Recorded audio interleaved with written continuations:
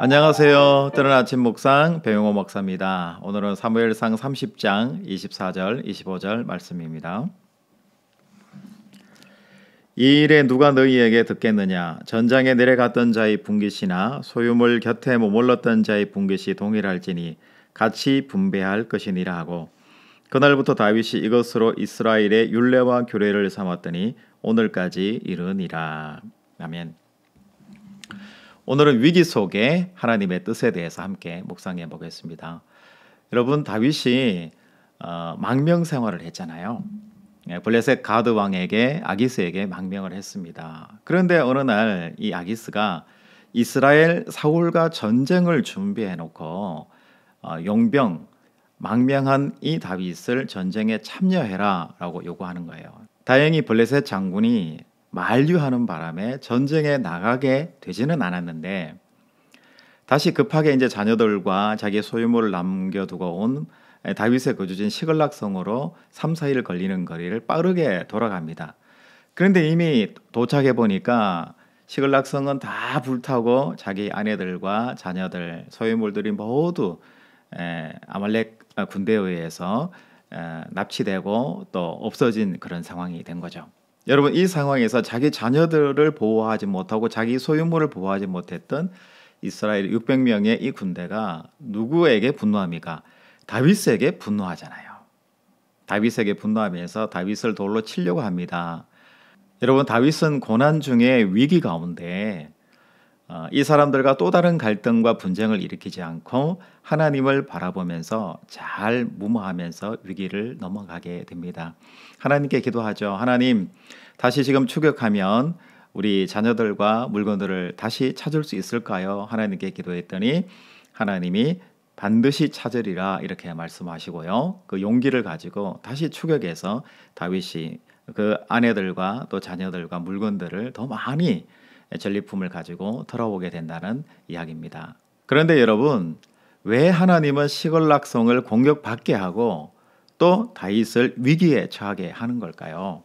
여러분, 한번 생각해 보셨습니까? 성경에서 그 이유를 찾을 수가 있는데요. 그 이유는 하나님께서 다윗의 망명 생활을 원치 않으셨기 때문이라는 것을 알 수 있습니다. 여러분, 다윗이 사울의 추격을 피해서 더 이상 도망 다니는 것이 힘들다라는 마음을 가지고 가드왕 아기스에게로 망명을 해버리잖아요. 그런데 아무리 생각해도 그렇지만 기름 부은 이스라엘의 차기 왕이 될 사람인데 다른 나라로 망명하는 것도 쉽지가 않고, 또 망명했더니 용병으로 또 이스라엘과 전쟁을 할 수 있는 그런 자리에 처하게 하신다는 거예요. 하나님은 이 위기들을 통해서 다윗이 그동안의 망명 모든 생활들을 접고 다시 되돌아올 때가 되었다라는 것을 말씀 가운데에서 가르쳐주고 계신 거죠. 우리가 창세기에 보면은 아브라함이 하나님이 원하시는 가나안 땅으로 가라 그러셔서 가나안에 도착했는데 마침 그곳에 기근이 있었잖아요. 그럴 때 아브라함의 선택은 다시 남방으로 이동해서 마지막에는 애굽까지 내려가게 되잖아요. 그런데 그 과정에서 2번씩이나 자기 아내가 큰 위기에 처하게 되잖아요. 그러면서 이 아브라함이 깨닫게 되잖아요. 그러면서 다시 가나안 땅으로 되돌아오면서 하나님이 원하시는 순종의 자리에 이르게 됩니다. 하나님은 다윗에게도 똑같은 요구를 하시는 거예요. 큰 위기를 맞게 하셔서 다윗의 현재의 이 망명하는 이 자리의 위치가 다윗이 있어야 될 그런 자리가 아니라 큰 위기와 위험이 있다 할지라도 다시 돌아가야 된다라는 것을 지금 하나님께서 말씀하시는 거예요. 그리고 우리가 31장에 보면 이 아기스 왕과 이스라엘 사이에 싸움이 일어나게 되잖아요. 거기서 사울 왕과 그 아들들이 다 죽게 돼요. 전사하게 돼요. 그러면서 더 이상 이 다윗이 망명 생활을 할 필요가 없기 때문에 하나님께서는 큰 위기를 통해서 다윗이 다시 이스라엘로 돌아오기를 원하시는 차원에서 큰 사건을 다윗에게 일어나게 하셨다라는 것을 우리가 알 수가 있는 거죠.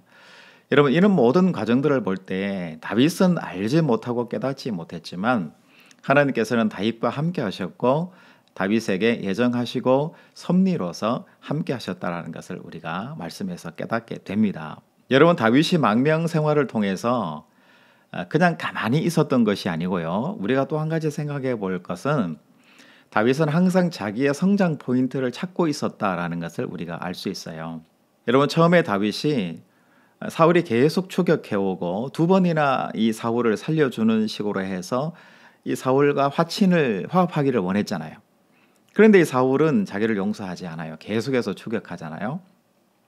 그래서 어쩔 수 없이 위기 앞에서 자기는 아기스 왕에게로 피신하게 되고 망명하게 돼요. 그런데 다시 한번 이 시글락 공격 때문에 백성들과 많은 사람들로부터 공격을 받아요.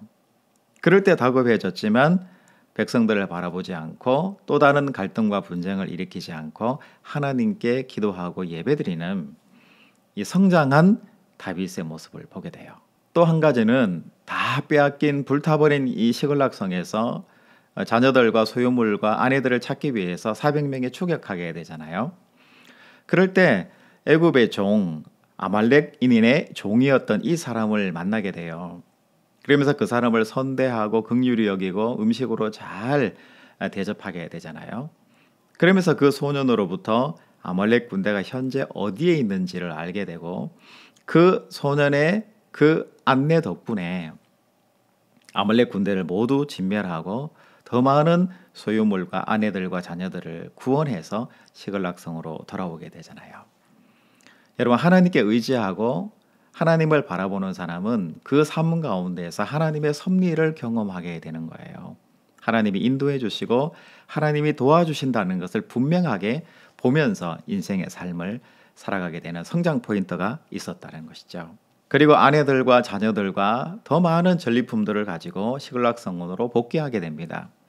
그럴 때 600명 중에서 200명이 남아서 성을 지키고 또 소유물, 짐 같은 것들을 지키고 있었는데 이들에 대해서는 전리품을 나눠주지 말자라는 서수의 무리들이 있게 된 거죠. 그럴 때 다윗이 아주 강력하게 말합니다.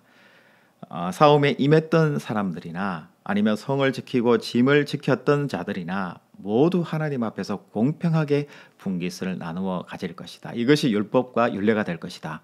이렇게 단호하게 선포를 하게 돼요.